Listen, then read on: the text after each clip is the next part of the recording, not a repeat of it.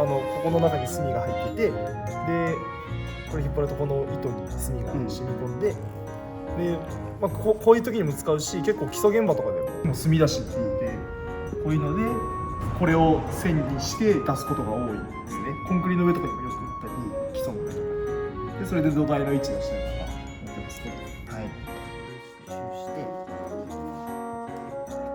ここや。